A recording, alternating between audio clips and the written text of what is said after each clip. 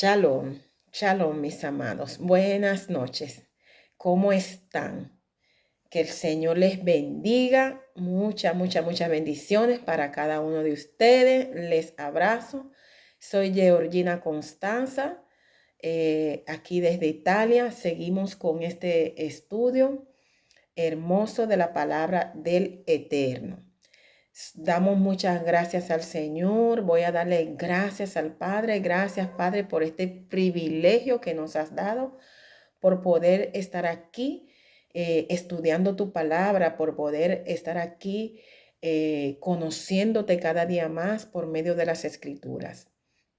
Gracias te damos. Hoy me corresponde, mis amados, el capítulo 44 del libro de Isaías, un libro profético que ya sabemos que tiene muchas profecías que tienen que ver con los últimos tiempos y que ya, profecías que ya hemos visto que fueron cumplidas en nuestro amado Yeshua, y también profecías que han sido cumplidas en el pueblo del Eterno. Un libro magnífico, el libro de Isaías. De verdad que estoy muy contenta por este capítulo porque pude aprender algo muy lindo que le quiero compartir. Eh, el amor de nuestro amado Padre es inagotable y Él es verdaderamente omnisciente. Esta palabra aquí la vamos a ver revelada muy claramente. Como les decía, el capítulo 44 de Isaías, nosotros en la Reina Valera tiene tres títulos principales del cual trata este libro, este capítulo.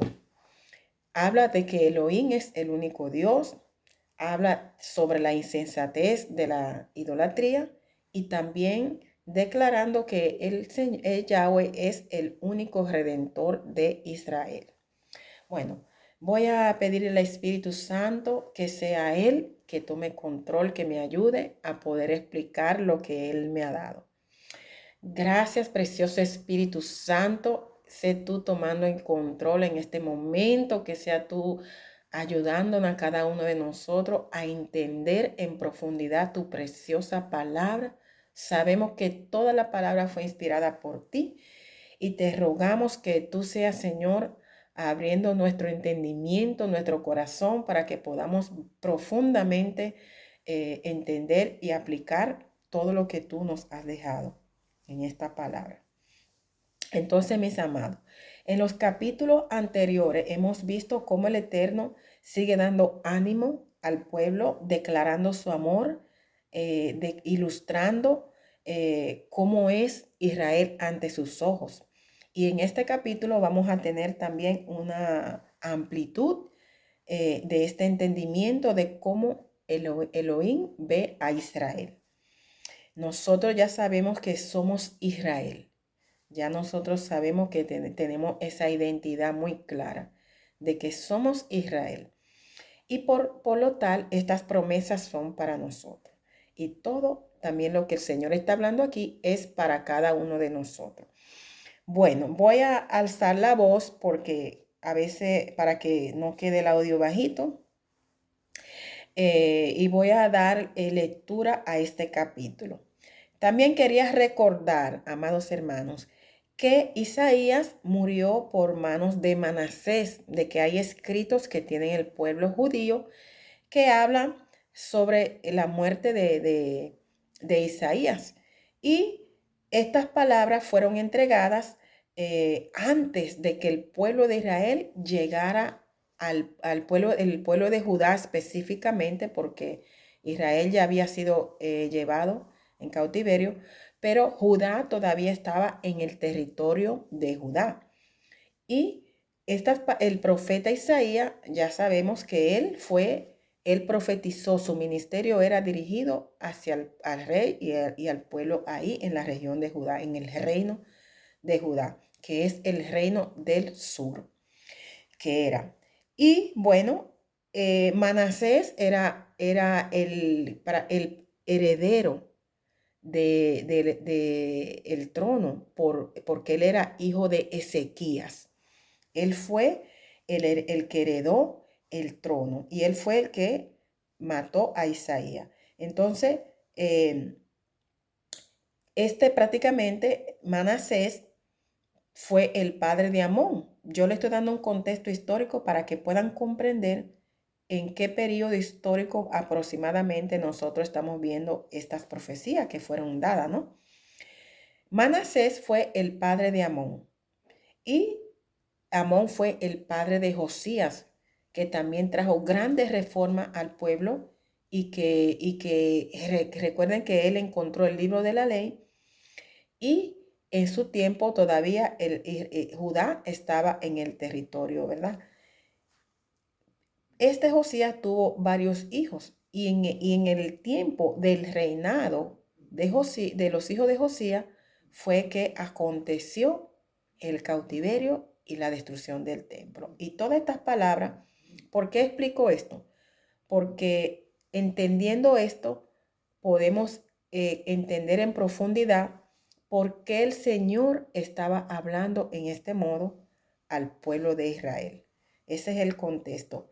Las palabras proféticas de Isaías fueron dadas con mucho tiempo de antelación, casi 130 años aproximadamente, antes de que este evento terrible le llegara.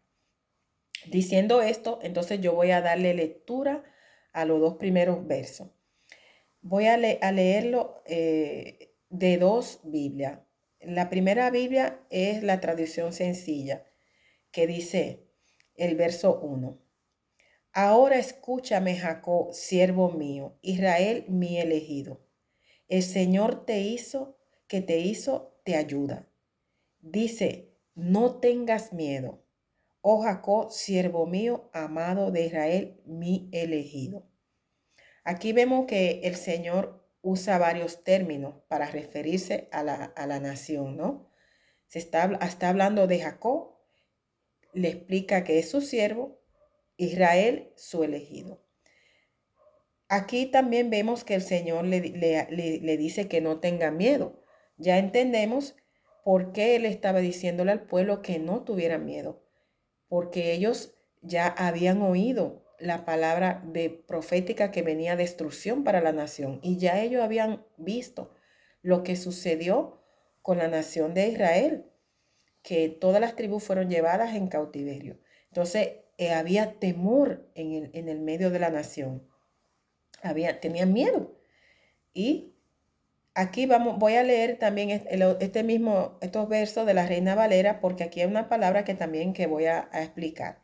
Dice, en la Reina Valera encontramos que dice así: ahora pues, oye Jacob, siervo mío, y tú Israel, a quien yo escogí. Así dice Yahweh, hacedor tuyo, el que te formó desde el vientre, el cual te ayuda, el cual te ayudará. No temas, siervo mío Jacob, y tú Jesurún, a quien yo escogí. Entonces vemos que viene traducida en las distintas Biblias, traducen en un poco distinto, pero el sentido es el contexto y el sentido que el Señor dejó es el mismo. No me voy a concentrar en la parte del siervo porque ya ustedes la han estudiado muy bien, ya sabemos que somos llamados para ser siervos del Eterno, es decir, sometidos a la voluntad del Señor, ¿no? Servicio. Pero me voy a concentrar en explicar este término porque me lo encontré maravilloso. Aquí vemos esta palabra que el Señor menciona, Jacob. Jacob, cuando nosotros leemos en la Escritura, nos damos cuenta de que cuando el Señor menciona a Jacob es porque esto representa al hombre en su lucha diaria con una naturaleza humana caída. Esto es lo que representa Jacob. Nosotros recordamos la vida de Jacob como era. Él era un hombre que amaba a Dios, pero eso no impidió que él se equivocara, que tuviera fracasos, que tuviera recaídas, que tuviera distintas situaciones en su familia, en sus hijos. Entonces aquí vemos que cuando el Señor menciona a Jacob, nos habla de la humanidad de Jacob. Cuando él habla a Israel, ya nosotros entendemos también que Israel, aparte de que se refiere a toda la nación, como también a las 10 tribus, pero en este contexto, aquí el Señor está hablando en modo distinto. El Señor aquí evoca lo que es verdaderamente Israel, por el motivo por el cual le fue dado este nombre a Jacob. El Señor le cambió el nombre, ¿por qué? Porque Israel significa el que prevalece con Elohim, el que luchó con Elohim y venció. Entonces, aquí vemos que el Señor está hablando en un lenguaje totalmente metafórico, pero profético. Y Jesurún, ¿a qué se refiere? Jesurún nos habla del estándar de santidad y rectitud moral en la cual el Señor nos llamó a que nosotros viviéramos, a que nosotros camináramos. A medida que voy a ir explicando esta palabra, nos vamos a dar cuenta de cómo el Señor usa este término, de cuál es el sentido profundo que tiene. Este término Jesurún no, es un término muy poco común. Solo ocurre 4 veces, 3 veces en el Antiguo Testamento, en Deuteronomio, y una vez en este libro profético. Y está totalmente conectado con lo que es este libro. Vamos a ver las partes donde aparece Jesurún. Lo encontramos en Deuteronomio capítulo 32, donde dice que Jesurún engordó y tiró coces y se olvidó de su Elohim. Y si leemos todo ese contexto, nos damos cuenta de que el Señor estaba llamando al pueblo, dándole una exhortación para que el pueblo no cayera en idolatría. Aquí dice en el verso 17 de Deuteronomio 32, dice, sacrificaron a los demonios y no a Dios, a dioses que no habían conocido, a nuevos dioses venidos de cerca, que no habían temido vuestros padres. Y dice, y te olvidaste de la roca que te hizo, de tu creador. Entonces, vemos que en ese cántico que Moisés habló al pueblo para recordar lo que no tenían que hacer, ya el Señor evidencia y habla de Jesurún, dice, pero engordó Jesurún y tiró coces. Entonces aquí vemos ese contexto. Luego vemos que también aparece en Deuteronomio 33, en la bendición profética que Moisés entregó al pueblo. Después de darle una advertencia donde el Señor, en el capítulo 32 de Deuteronomio, donde el Señor le da un bosquejo de lo que iba a ser su futuro funesto, el Señor, como es un Dios tan amoroso, le entrega una bendición profética para poder prácticamente sellar la vida del pueblo de Israel, agarrarla, sellarla con la esperanza, atarla a la esperanza. Nos habla en Deuteronomio 33:5, nos dice que Dios, que Elohim fue rey en Jesurún. Y nos dice así, y exalta la grandeza del Eterno como su ayuda. Dice claramente, no hay, prácticamente dice, voy a mencionar ese verso, nos dice, y fue rey en Jesurún cuando se congregaron los jefes del pueblo con las tribus de Israel. También lo encontramos por la última vez en Deuteronomio 33:26. Donde aquí también viene exaltada la grandeza del Eterno, que es su ayuda. Estos 3 contextos que le he leído, que le he explicado, están conectados directamente con este capítulo de Isaías. Y también nos dan el entendimiento claro de esta palabra Jesurún. Entonces, esta palabra Jesurún, traducida como el amado en algunos textos, eh, por el contexto que encierra, por el amor que Dios da a su pueblo, a pesar de su conducta, a pesar de la conducta del pueblo. Jesurún viene de una raíz primaria que es el verbo yazar, Strong 3474, y significa directo, significa adecuado, parecer bueno, complacer, significa hacer lo correcto, traer al camino recto y también enderezar el camino. Y esta palabra Yeshurun está relacionada también con Yisrael. Sabemos que Yisrael se dice en hebreo. Entonces, ¿qué significa esta palabra? Además del amor que exprime aquí en Isaías, esta palabra exprime lo que el Señor va a lograr hacer en su pueblo. Además del estándar que Dios nos llamó a caminar, esta palabra describe la alineación a un estándar establecido por el Señor mismo. Y no depende de nosotros, no depende de nosotros y nos vamos a dar cuenta ahora, sino que el Señor en su infinita misericordia, a pesar de la conducta del pueblo, le dio una identidad de justicia. Dice la palabra que aquí que fuimos escogidos, habla de la elección.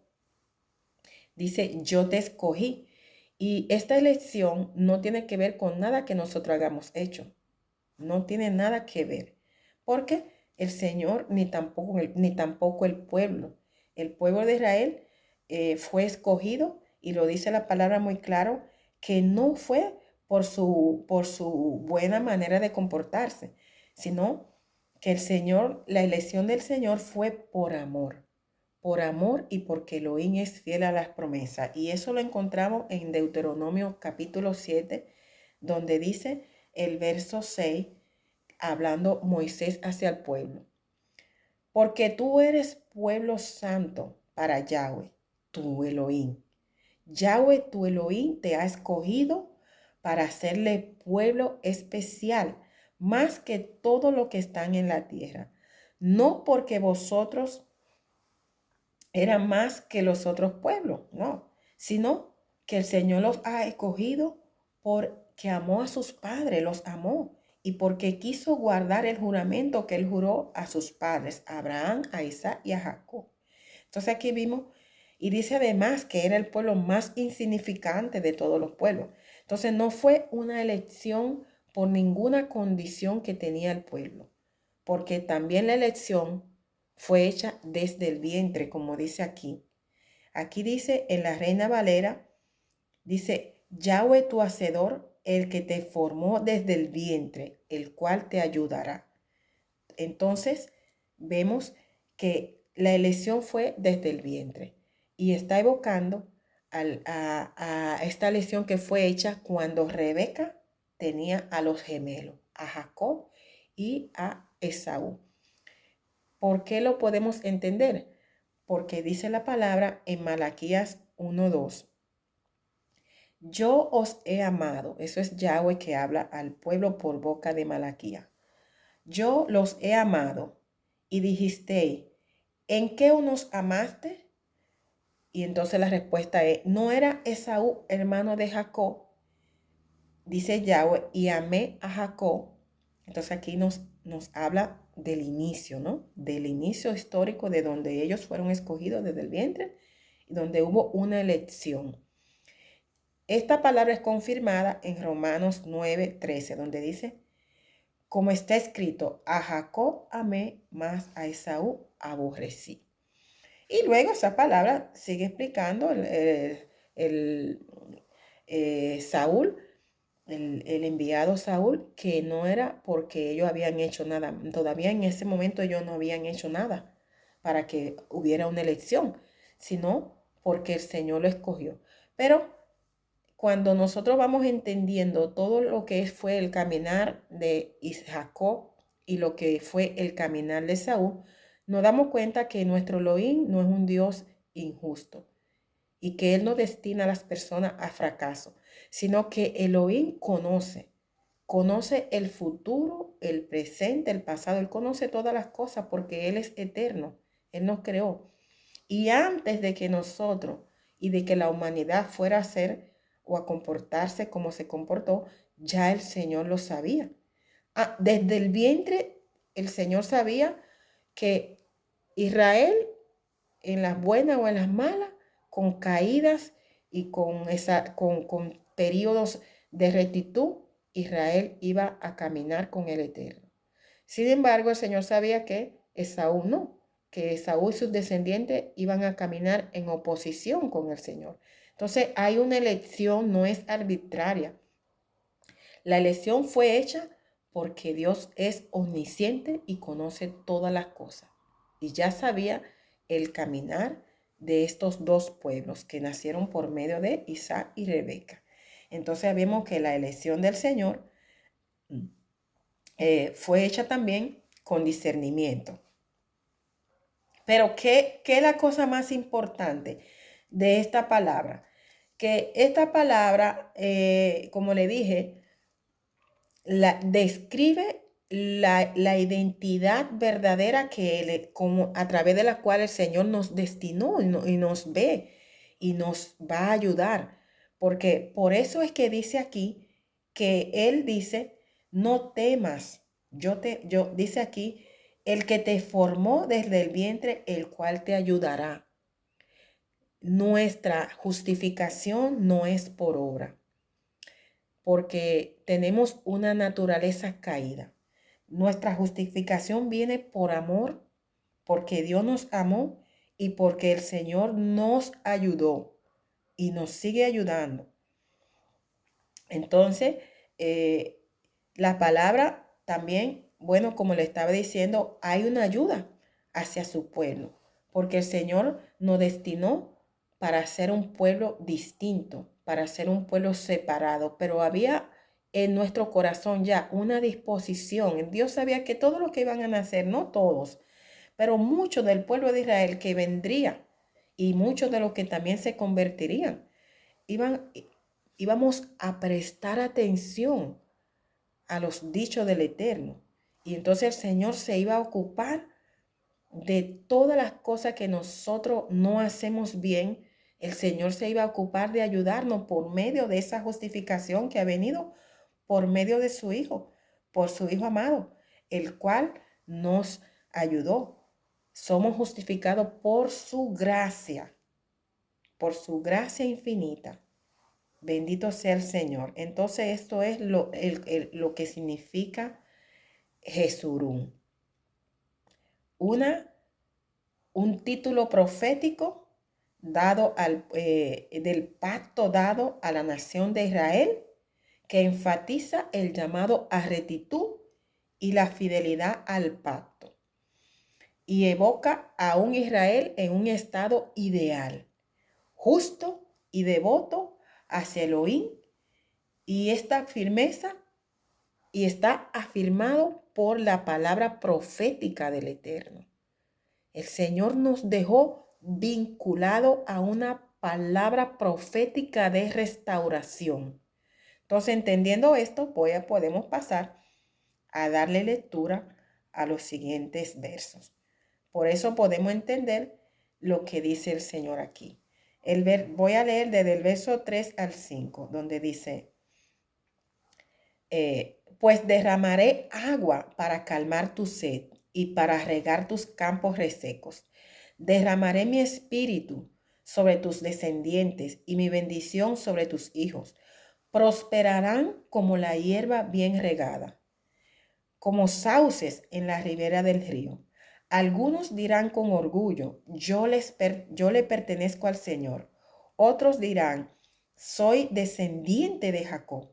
Algunos describirán el nombre del Señor, se escribirán el nombre del Señor en sus manos y tomarán para sí el nombre de Israel. Aleluya. Entonces, cuando nosotros ahora mismo estamos viviendo esto, esta palabra ha tenido un cumplimiento en los últimos tiempos. Recordemos que poco tiempo atrás había mucho orgullo y mucho rencor y todavía estamos viendo un antisemitismo contra el pueblo de Israel. Vemos cómo las naciones se levantan contra Israel, ¿no? Y lo han juzgado por muchos años, hablando de que fueron al que mató a Yeshua, todo lo que se habla malo de Israel. Y muchos, como yo, también, yo no quiero ser ni siquiera del pueblo de Israel, no, no, no. Después de que nosotros entendemos la identidad que el Señor nos dio, y el amor inagotable, incondicional que Dios tiene hacia su pueblo. Entonces, por esto es que, no, es que dice esta palabra, que iba a derramar agua. Y no solo, por eso dice la palabra que en ese verso 5, que con orgullo hablaremos de que le pertenecemos al Señor. Nosotros ahora tenemos ese orgullo sano, que podemos llevar el nombre de Israel en alto. Porque si nosotros leemos todos los pecados que el pueblo de Israel, teniendo un Elohim tan maravilloso que lo sacó de Egipto con mano portentosa, todo lo que hemos estudiado, Israel vio a su Elohim en acción y no obstante se debió. Cuando nosotros leíamos esos capítulos sin entendimiento, yo misma era de la que decía, yo no soy Israel, Israel, yo no sé cómo Dios no ha destruido ese pueblo. Triste, triste a decirlo. Pero después de que el Señor nos ha abierto el entendimiento a su palabra, nosotros ahora abrazamos con orgullo la identidad que tenemos en Israel, en el Eterno. Esa identidad a la cual el Señor nos predestinó a través de su palabra profética. Entonces, nosotros somos pueblo del Eterno y con orgullo llamamos a nuestro Rey, ¿verdad? El Elohim de Israel, que es nuestro Elohim, y nosotros con orgullo llevamos el nombre de Israel. Diga usted ahí, yo soy Israel. ¿Por qué? Porque Israel es el que lucha con Yahweh y prevalece. Porque Israel es el recto, Yeshurun el amado y el recto. En palabras pobres, Yeshurun significa el amado, el recto, el que va a vivir en rectitud delante del Eterno. Entonces, por eso lo decimos con orgullo. Entonces, en los versos 7 y 8 nos confirman este contexto, todo lo que le he venido hablando, porque mira lo que dice la palabra. ¿Y quién proclamará lo venidero? Lo declarará y lo pondrá en orden delante de mí, como yo hago desde que establecí el pueblo antiguo, anunciándoles lo que viene, lo que está por venir. No temáis ni os amedrentéis. No te lo hice oír desde la antigüedad y te lo dije. Luego vosotros sois mis testigos. No hay Elohim sino yo. No hay fuerte ni conozco ninguno. Entonces, el Señor aquí en estos versos está hablando de que Él proclamó lo venidero, sean las cosas terribles que el pueblo hizo. En el cántico de Moisés vemos cómo el Señor le dijo todo lo que ellos iban a hacer, tristemente. Pero también el Señor les dio una palabra de restauración, una palabra de que Él mismo iba a restaurar a su pueblo. Entonces vemos que Él anunció, además de los juicios y de todos los eventos proféticos que el Señor ha dejado y que nosotros somos testigos de que han tenido cumplimiento y se van a seguir cumpliendo. Tenemos que dar por cierto que ninguna palabra del Eterno caerá en el vacío, porque Él es el único verdadero Dios y es el único Elohim que puede proclamar lo venidero y que anunció todo antes de que tuviera ese cumplimiento. Entonces el Señor vuelve y dice, no temáis y no os amedrentéis. ¿Por qué? Porque ya el Señor había dado advertencia al pueblo de las cosas tremendas que tenían que ocurrir. ¿Y por cuál motivo? Por varios motivos. Pero en este capítulo, como voy a leer, vemos claramente que el Señor les da, les hace, le pone delante de ellos su condición espiritual por medio de la idolatría, de no haber creído al único Elohim verdadero que los estaba guiando. Entonces, es así. Voy a darle lectura a los versos del 9 hasta el verso 21. Dice aquí, los formadores de imágenes de talla, todos ellos son vanidad y lo más precioso de ellos para nada es útil. Ellos mismos son testigos para su confusión, de que los ídolos no ven ni entienden.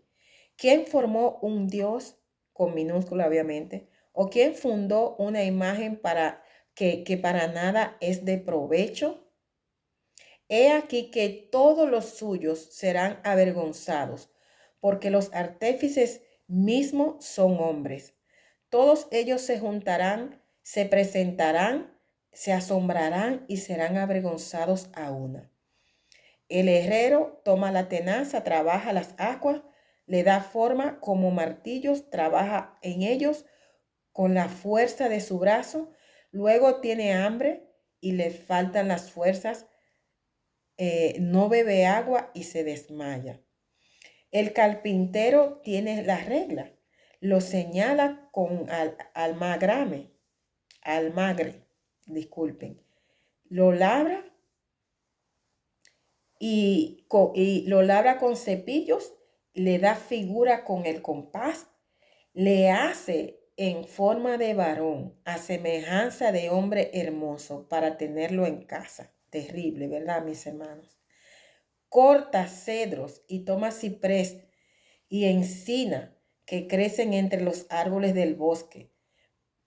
Planta pino que se críe con la lluvia. De él se sirve luego el hombre para quemar y toma de ellos para calentarse. Enciende también el horno y cuece panes. Hace además un dios y lo adora. Fabrica un ídolo y se arrodilla delante de él. Es terrible, pero es la realidad. Muchas naciones están llenas de todo este tipo de cosas. Parte del leño quema en el fuego. Con parte de él come carne, prepara un asado y se sacia. Después calienta y dice, oh, me he calentado, he visto el fuego, y hace del sobrante un dios, un ídolo suyo.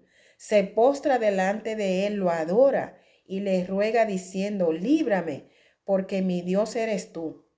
No saben ni entienden por qué cerrados están sus ojos para no ver y su corazón para no entender. No discurren para consigo, no tienen sentido ni entendimiento, porque decir parte de esto quemé en el fuego y sobre sus brasas cocí pan, asé carne y la comí. Haré del resto de él una abominación, me postraré delante de un tronco de árbol de ceniza, que de ceniza se alimenta su corazón. Engañado le desvía para que no libre su alma ni diga, no es pura mentira lo que tengo en mi mano derecha. Entonces aquí vemos cómo el Señor expone el pecado de idolatría, que fue uno de los mayores pecados que ha habido a lo largo de la historia en la humanidad, no solo en el pueblo de Israel. Este pecado, esta idolatría, se ha perpetuado a lo largo del tiempo en muchas personas y en muchas naciones. ¿Y por qué? Porque la idolatría produce ceguera espiritual. Cuando las personas desvían la adoración al verdadero Elohim, Satanás le cega el entendimiento y la persona no logra salir fácilmente de estas cadenas. Sabemos que el diablo usa esas imágenes para atraer cautiverio, porque esclaviza la mente del ser humano. Cuando ellos se postran, ellos sacrifican sus oraciones y también sacrifican sus hijos a los ídolos, porque ellos le adoran, le oran a esas estatuas que, como dice la palabra, nada tienen que ver.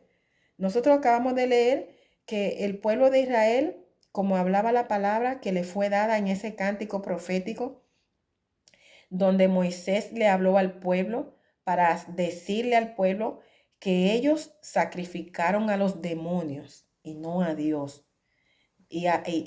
¿Por qué? Porque efectivamente es así. Cuando las personas ponen la confianza en el palo, en la leña, en la piedra, en el oro y en la plata, en esos ídolos, ellos están sacrificando a los demonios.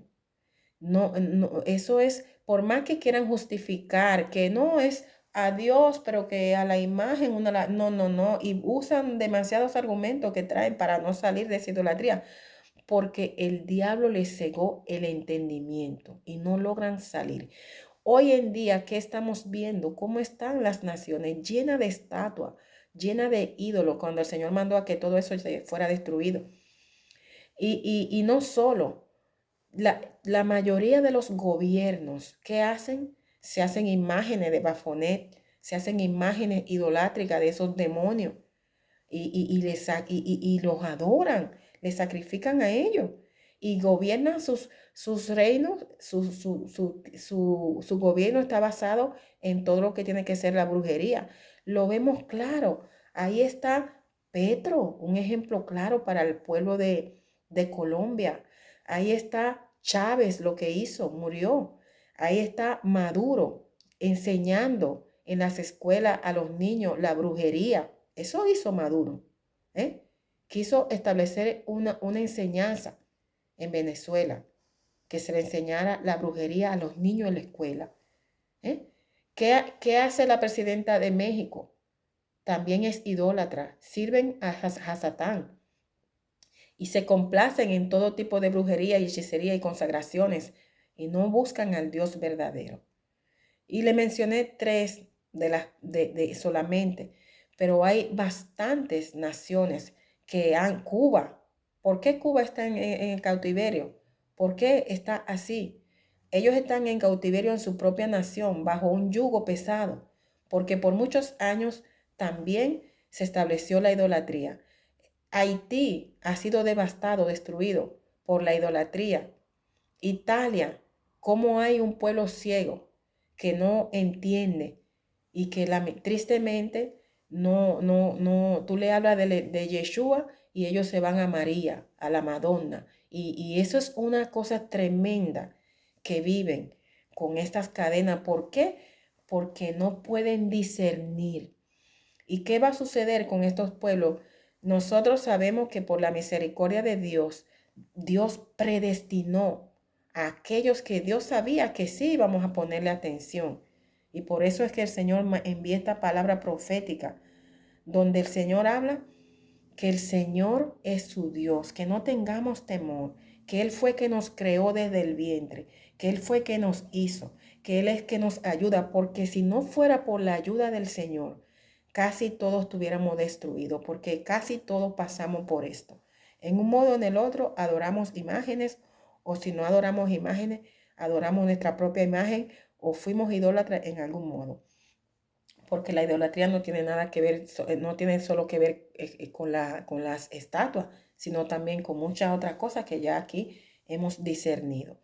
Pero tristemente, amados hermanos, ¿qué va a ser qué va a pasar al final de estos tiempos que ya se están aproximando? Que las personas van a seguir en idolatría. ¿Por qué? Porque las personas van a adorar ¿a qué? A la imagen. Nosotros estamos viendo en Apocalipsis, ese libro tremendo, donde las personas, muchas de estas personas que no van a dejar la adoración al palo y a la piedra, ellos son los primeros que van a caer en el imperio de la bestia, donde el anticristo va a estar gobernando y se van a postrar a la adoración de la imagen de la bestia. ¿Por qué? Porque ya están acostumbrados, ya su entendimiento fue oscurecido y ya ellos están acostumbrados al adorar a las imágenes. Y por esto le va a dar mucha dificultad poder entender y discernir la verdad, porque crea confusión. Los espíritus de idolatría crean una confusión. Y como realmente el diablo tiene poder, y nosotros lo vimos muy claro desde el inicio, cuando Moisés estaba haciendo los milagros, ¿qué hacía? ¿Qué hacían los hechiceros? Hacían también. Ellos hacían señales. Y por esto el pueblo estaba engañado, el pueblo de Egipto, como también el mundo, que es símbolo del Egipto, está engañado hoy, porque el enemigo hace señales. Ellos van a adorar a la imagen de la bestia. Voy a leerle este pasaje en el libro de Apocalipsis capítulo 13. Lo voy a leer desde el 11 hasta el verso 15. Dice así: Después vi otra bestia que subía de la tierra y tenía 2 cuernos semejantes a los de un cordero, pero hablaba como dragón. Y ejerce toda la autoridad de la primera bestia en presencia de ella. Y hace que la tierra y los moradores de ella adoren a la primera bestia. Miren la adoración, ¿verdad? Cuya herida mortal fue sanada. Esto habla de idolatría. También hace grandes señales, de tal manera que aún hace descender fuego del cielo a la tierra delante de los hombres, y engaña a los moradores de la tierra con las señales que se le ha permitido hacer en presencia de la bestia, mandando a los moradores de la tierra que le hagan imagen a la bestia que tiene la herida de espada y vivió. Aquí habla de las imágenes, aquí habla de la idolatría que le van a hacer. Y se le permitió infundir aliento a la imagen de la bestia, para que la imagen hablase e hiciera matar a todo aquel que no la adorase. Y hacía que todos, pequeños y grandes y ricos y pobres, libres y esclavos, se les pusiese una marca en la mano derecha o en la frente. Y bueno, ahí vemos que al final, ¿cuál va a ser la trampa mortal que el enemigo va a dar a muchos que andan todavía en idolatría, que andan todavía con sus ojos enfocados en lo que ven y no en el Dios verdadero? Él le va a dar una imagen para adorar y le va a dar señales y va a hacer grandes señales y muchos van a creer. La gente no es idólatra porque sí solamente. Ellos empiezan con pequeños engaños que el enemigo les pone para después hacerlo caer en su trampa mortal.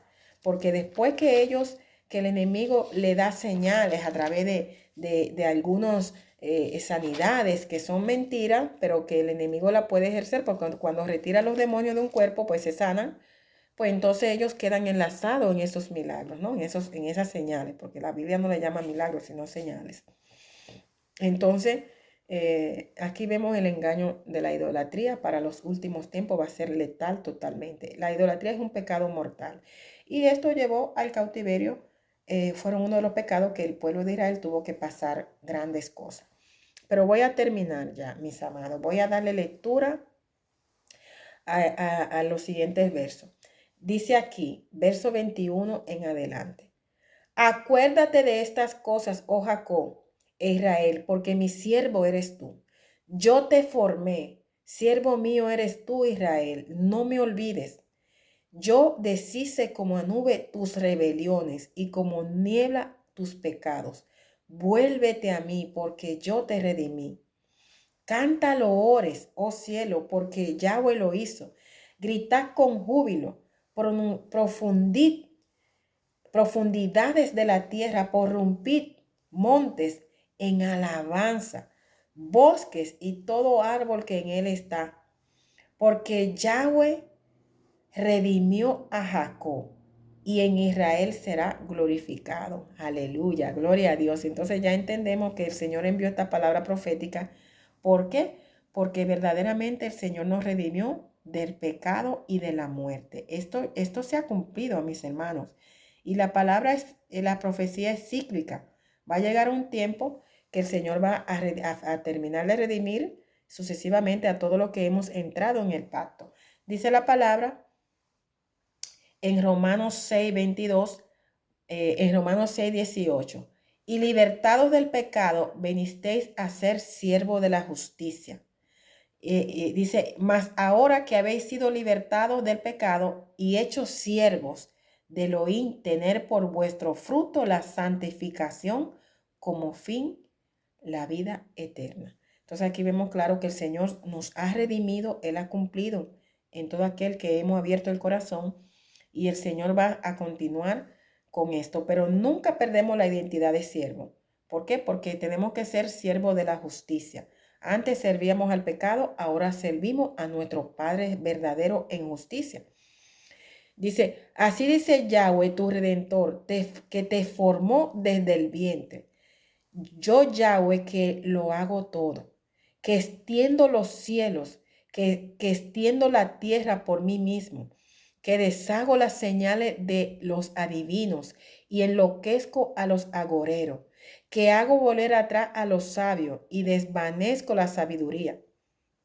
Yo, el que despierta la palabra de su siervo y cumple el consejo de sus mensajeros, que dice a Jerusalén, serás habitada, y a las ciudades de Judá reconstruidas serán, y sus ruinas reedificaré. Que dice a las profundidades, secaos, y tus ríos, y a tus ríos secar, haré secar. Que dice de Ciro, es mi pastor y cumplirá todo lo que yo quiero.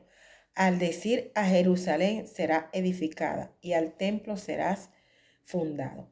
Entonces, mis amados, aquí vemos que el Señor nuestro Redentor, Él vuelve y habla y de que Él fue que nos formó desde el vientre. Y el Señor aquí dice que Él hace lo que Él quiere. Y Él hace deshacer esas señales de los adivinos, porque efectivamente, como ya le dije, ellos hacen señales. Pero el Señor es que hace, como vimos como Moisés, la deshizo. Y como Él va a seguir haciendo y sigue haciendo. Y Él es que enloquece a aquellos que miran al cielo, ¿no? Para buscar prodigios y para poder señales, para poder adivinar los adivinos, los agoreros, ¿no? Y Él hace volver atrás a todos los sabios que no son sabios conforme a la verdad, sino conforme a la mentira. Él es que desvanece toda su sabiduría. Entonces, cuando dice que Él despierta la palabra de su siervo y cumple el consejo de sus mensajeros, Él lo hizo y lo sigue haciendo. ¿Por qué? Porque Él le da cumplimiento a la palabra que Él envió por medio de su siervo Isaías. Le dio cumplimiento y sigue dando hoy cumplimiento. Y todas las palabras proféticas que el Señor dejó, Él Él es el que hace que esas palabras se cumplan. No tenemos que tener ningún miedo ni ningún temor. Todo lo que Dios dijo que iba a suceder será. Pero la cosa más linda es que no, el Señor nos exhorta a que sigamos adelante, porque Él nos ayuda. Él nos redimió ya. Nosotros solo tenemos que apoderarnos de esas palabras proféticas y caminar en esa libertad que el Señor nos dio. También dice, cuando habla de Ciro, que es su pastor, ya nosotros sabemos que efectivamente al pueblo se le cumplió eso de ser llevado y que el Señor luego envió una palabra para darle redención a su pueblo, para redimirlo por medio de Ciro. Yo no me voy a enfocar mucho en él porque eso le va a tocar al capítulo 45, pero ella le va a dar todos los detalles, la persona que le toque. Pero sabemos que Ciro fue el ungido del Eterno y fue llamado para establecer lo que el Señor dijo, darle libertad al pueblo que estaba todavía allá en Babilonia y para edificar el segundo templo. Voy a solo terminar con esta palabra que dice en Crónica, segunda de Crónica, donde habla que el Señor es un Dios fiel. Y el Señor, mira lo que dice, segunda de Crónica 36, 15, 16. Y Yahweh, el Elohim de sus padres, envió constantemente palabra a ellos por medio de sus mensajeros, porque Él tenía misericordia de su pueblo y de su habitación. Mas ellos hacían escarnio de los mensajeros de Elohim y menospreciaban sus palabras, burlándose de sus profetas, hasta que subió la ira de Yahweh contra su pueblo y no hubo más remedio. Y esto fue lo que aconteció al pueblo, pero el Señor, como le estoy diciendo, dejó una palabra profética que nos cubrió y nos trajo hasta Él. Y hoy con orgullo podemos decir que somos pueblo de Israel. Aleluya. Somos Yeshurun. Aleluya. Bueno, mis amados, hasta aquí. Esto es lo que el Señor me ha dado. Les bendigo y espero que hayan entendido cualquier cosa. Bueno, pues me pueden escribir y yo le doy detalles. Shalom.